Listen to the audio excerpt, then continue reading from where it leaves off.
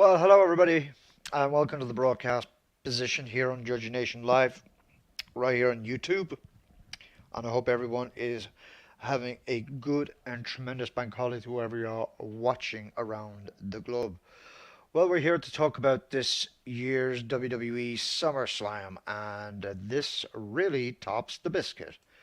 My fellow tubers, SummerSlam was awesome and way better in the last number of years, and the reason why I am saying this is simply because the chairman, now former chairman of the board, is was not present at SummerSlam, so that made the show even interesting.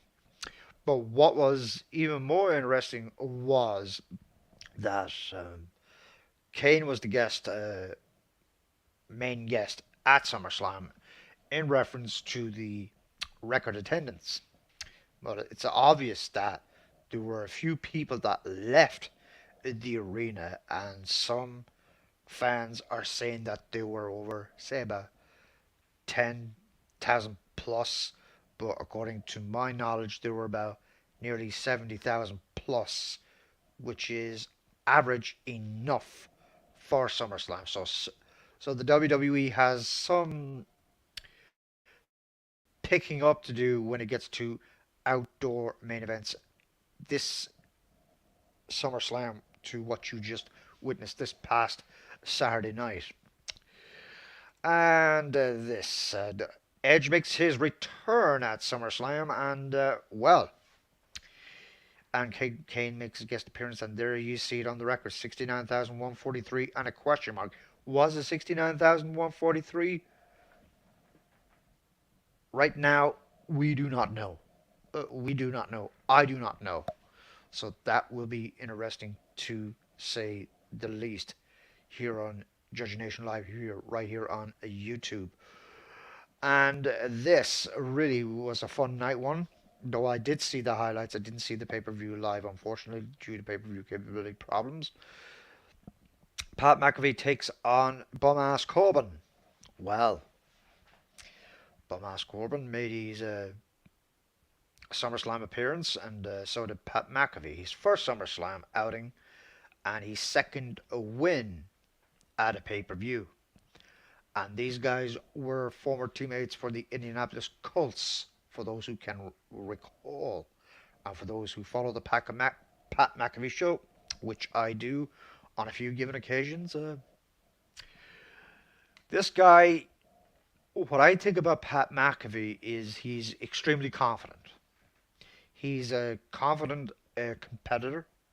He's a confident commentator. He's the younger version of Jesse Ventura or a Bobby Heenan or something like that, give or take. This guy knows on how to talk. He knows on how to get people talking when they're captured in the moment at home, in their living room or in the kitchen or to wherever you may be.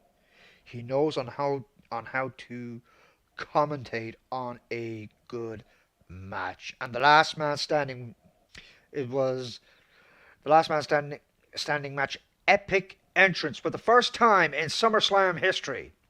We have seen a farming machine known as either a cherry picker or a tractor entering the stadium at SummerSlam. Well, first time for everything. It's a big long aisle. Don't get me the wrong way, big long aisle.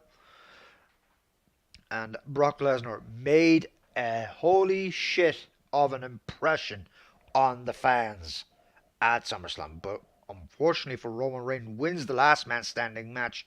All thanks to the Usos, though the Usos did gain a victory that evening, miles before the last man standing match for the WWE Universal Championship match.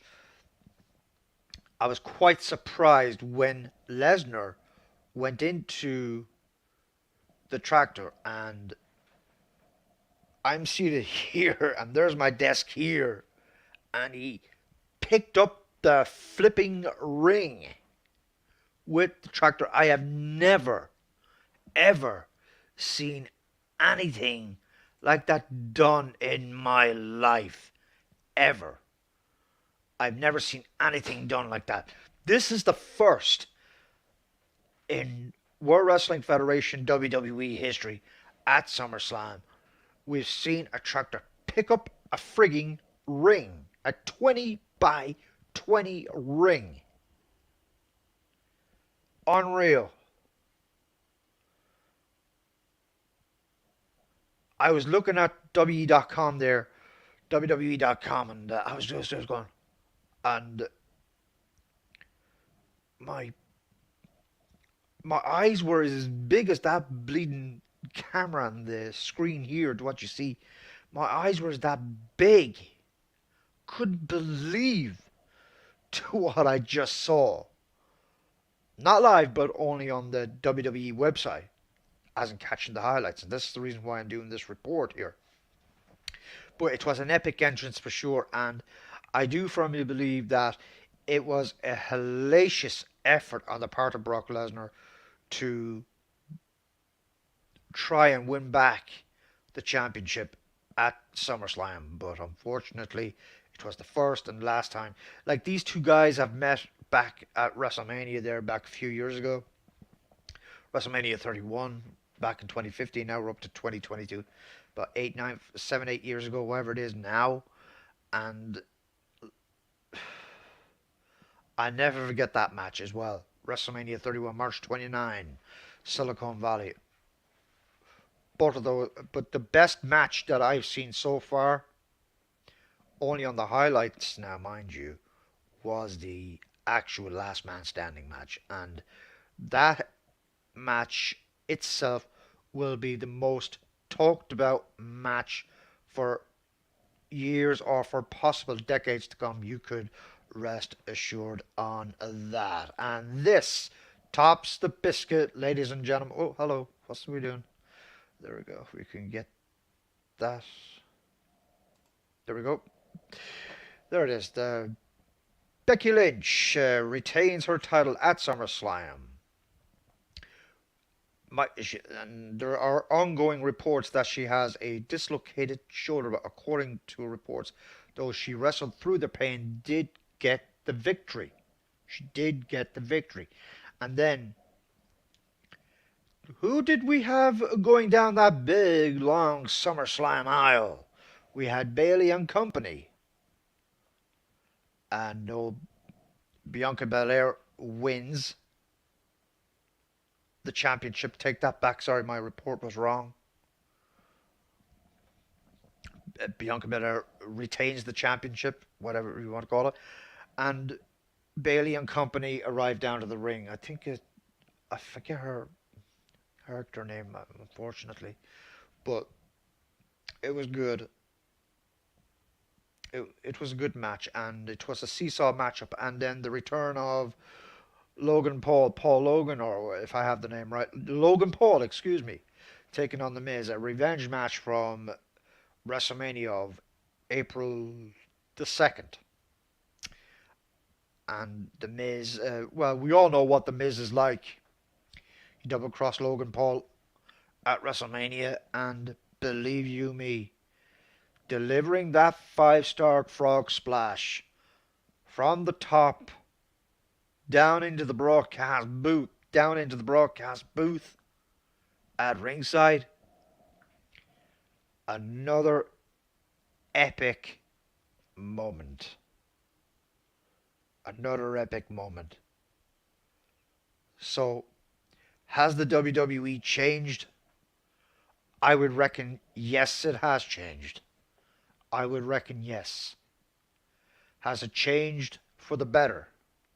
Yes, in my view. Is there a lot of work and tweaking to be done? Yes, is the answer. Will the game be a good CEO of the WWE plus with his wife? Absolutely dead on target, yes. But I do believe that there will not be any like authority figures to what you saw from back in the day. I don't think there will be any of that. I don't think there will be. But the matches were just nothing but awesome it was. It was just frigging awesome, and I frigging loved it. But when that gets out on DVD or Blu-ray, call it what you want, I cannot wait to see it. I just cannot wait, and it will be. It's not going to be a sight for sore eyes, but it's going to be music to my ears. So, was the attendance absolutely correct? Though, according to a report from a Wrestling Insider earlier on today, let's just jump back into it again. 69,143. It says here on the screen here to what I'm looking at. There, you see it on the bottom there. I can see it on the bottom, then I can see it on my right hand side here. So, what was the reasoning for the less attendees at SummerSlam? What was the actual reason? Like as I said in the part of the commentary, part of this podcast live, that the WWE itself, maybe I just answered my own question, but I do believe that they have some picking up to do. And then in the middle of September, Clash of the Castles, which is going to be a historic event in my own view, that Drew McIntyre will collide with Roman Reigns. Now, there was rumors going afloat that Roman Reigns may be leaving the WWE for quite a while. We do not know that. I do not. Well, I heard some reports about it, but uh, but in this case, all we have to do now is wait till the middle of September. Cardiff Stadium is going to be a barn burner. You can bank on it for sure, and I am extremely confident. Uh, I like to remain confident that it's going to be a good pay per view in the United Kingdom for the first time in over 30 years, since August 31, since SummerSlam 92 debuted there. I'm pretty confident that this is going to be one of the most epic Clash of the Castle pay per views that you'll ever see. Either you're there live or watching it there on your screen, either on the Peacock or on WE Network. It's going to be an epic night for all of the superstars of the WE. It's going to be an epic night for all. And it's going to be make or break as well. As far as I'm concerned, it's going to be make or break. Just like WrestleMania 1, it's going to be like make or break. Any superstar that attends a pay per view, that wrestles at a pay per view, it's make or break. You're there to win. You're there to cement your legacy. That's what you're there for. You're there to win. Plus, you're also there. Well, if you get beat by the better man, you get defeated by the better man, and that's the way it goes. Then following Clash of the Castles, then will be the Survivor Series, and then adding to that Royal Rumble and all that kind of hoodla. But there's also other reports going around. Let's turn that other informative stuff off. They may be less pay-per-views as well, for what I've been made well aware of. So I think that's a good decision by the COO of the WWE, Triple H, because there's too much content going on. Like you have your NXTs, 2.1 or 2.0, whatever the case is. I'm so confused now because with the goings on from several months ago, I'm so confused. I just couldn't even keep up to what was going on. I just couldn't keep up with the pace. I just couldn't. But since the chairman of the board stood down due to allegation reasons, I do firmly feel that it made this year's SummerSlam a little bit better. One. Secondly, I did feel that there was some sort of freedom from the actual commentators. Now, Michael Cole did say something at Nissan Stadium at SummerSlam, was that A lot has changed. Boom. Classic one liner. That has just set the tone to what the WWE is going to do. It has set the tone. And this is, can they rise above this? Can they rise above it? Instead of just losing stock, can they bounce back? Can they do it? One. Secondly, another report has been ongoing that AEW may be pitted against the WWE. Now, if AEW is pitted against the WWE, AEW, in my book, Mr. Khan, will have their work cut out for them. We've heard the taunts. We've heard the actual BS reports from Tony Khan. We've heard that, and there's a lot of individuals out there that are AEW possible fanatics. That's okay. Each brand to their own. But it's just because Tony Khan took to Twitter there several weeks ago. Says, I am now the longest reigning CEO of AEW All Elite Wrestling. Well, Mr. Khan, I hate to burst your frigging bubble live here on this podcast. You are not the longest serving CEO. There were plenty of organizations around the United States miles before you were even given your mother kidney punches there, kid. I have news for you. You had your St. Louis Wrestling. You had your Mid-Atlantic Wrestling. You had the NWA, the AWA, Verne Gagne, Stampede Wrestling, etc. The list just goes on and on and on. Now, I'm referring to different territories, mind you, for the record. So, Mr. Khan, I know you're only a young little pup still, but you can rest assured on one thing. You have a lot to learn still. You still have big shoes to fill there, kiddo. I have news for you. You have big frigging shoes the